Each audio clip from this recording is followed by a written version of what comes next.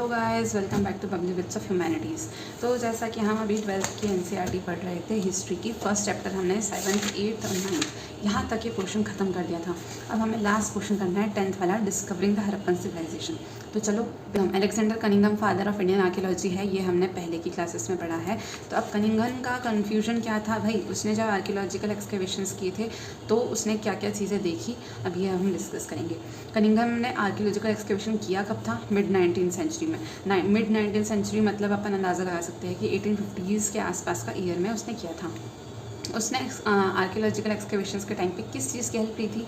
जो अकाउंट्स थे Chinese Buddhist pilgrims के, मतलब जो चाइना से जो लोग आए थे बुद्धिज़्म के बारे में जानने के लिए, उन लोग ने कुछ ना कुछ अपनी स्टोरीज़ लिखी थी, कुछ अकाउंट्स लिखे थे कि इंडिया कैसा है कैसा नहीं है। तो उसका यूज़ करके कनिंघम ने पता लगाना शुरू किया। अब कनिंघम को क्या लगता था पहले कि इंडियन हिस्ट्री जो है वो शुरू कहाँ से हुई है? First cities in the Ganga valley, यहाँ से शुरू हुई है। पर ये वो रॉन्ग था। क्यों रॉन्ग था? क्योंकि हरप्पन सिविलाइजेशन तो उससे भी पहले का टाइम पीरियड हो गया। तो ये चीज़ उसको पता चली। अब ये चीज़ उसको, ये हरप्पन सिविलाइजेशन के बारे में उसे पता कैसे चला? जब उसको एक इंग्लिश मैन ने उसको हरप्पन सील दी थी, तो उसके सारे जो कन्फ्यूजन्स थे, जो थॉट्स थे, वो उसके क्लियर होते चले गए।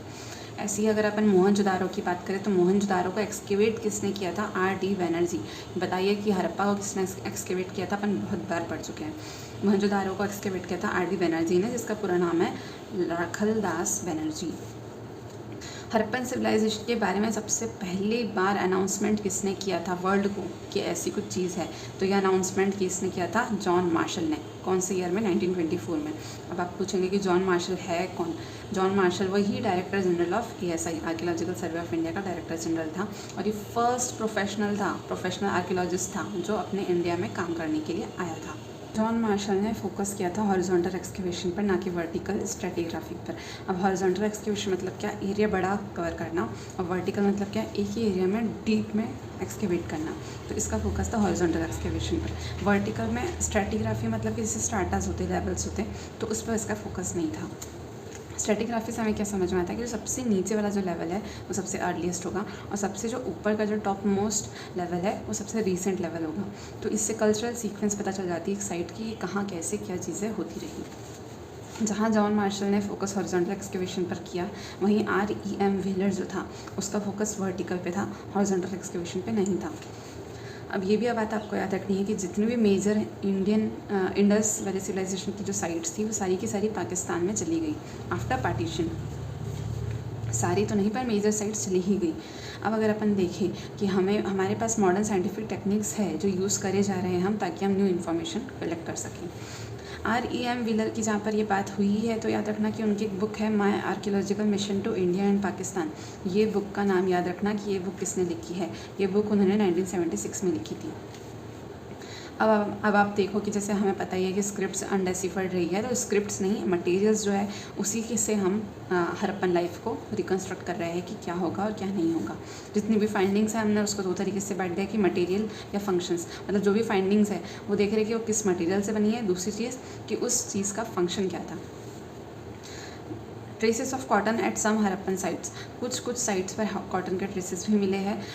मदर गॉडेस की अगर बात करें तो टेराकोटा फिगरेंस ऑफ वुमेन वो वहाँ पे प्रेजेंट है। वो कैसी होती थी? हेविली ज्वेल्ड, उनमें बहुत सारी ज्वेलरी लगी रहती थी, और उनके पास हेड ड्रेसेस मतलब सर पे भी कुछ ड्रेस, कुछ ऑर्नामेंट्स पहने जाते थे। मदर गॉडेस की बात आई तो भैया हम प्रीस्ट किंग की भी बात करेंगे। उनका स्टैंडर्डाइज पोस्चर था, one hand on knee. Seals की बात करें तो यूनिकॉर्न के बारे में भाई सबको ही पता है। यूनिकॉर्न क्या होता है? वन हॉर्न रहता है, मिथिकल रहता है, माइथिकल रहता है, कंपोजिट क्रिएचर रहता है। तो सील्स पर यूनिकॉर्न की भी डिज़ाइन लिखी गई है।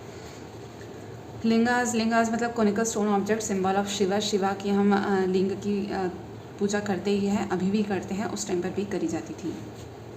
प्रोटोशिवा की अगर हम बात करें तो प्रोटोशिवा एक फिगर था ऐसा जो अपने पैरों को क्रॉस करके योगा के पोस्चर में बैठा हुआ है, और वो अपने चारों ओर से एनिमल से सराउंडेड है। उसी को ही पशुपतिनाथ जैसे कहा जाता है, वो कहते हैं। अब याद रखना कि जो चालकोलिथिक पीरियड जो था उसी में ही फर्स्ट यूज़ ऑफ कॉपर हुआ था, और न्यूलिथिक पीरियड था उसी में ही एग्रीकल्चरल और पेस्टोरलिज्म शुरू हुआ था। इसके अलावा एक फैक्चुअल बात ये याद रखनी है आपको कि शमन्स, हु आर शमन्स, तो शमन्स मतलब क्या, man and women who claim magical and healing powers and an ability to communicate with the other world. ऐसे आदमी औरत जो क्लेम करते हैं कि उनके पास एक जादुई कोई पावर है, कोई हीलिंग पावर है और वो दूसरे दुनिया से कनेक्ट कर सकते हैं। तो यहाँ पर आपका ये चैप्टर ख़त्म होता है, आपका फर्स्ट चैप्टर ख़त्म हुआ। अब हम कुछ और चैप्टर के साथ आएंगे, तब तक क्या आप सब्सक्राइब करिए, लाइक करिए, कमेंट करिए और शेयर ज़रूर करिए हमारे वीडियोज़ को। Bye bye.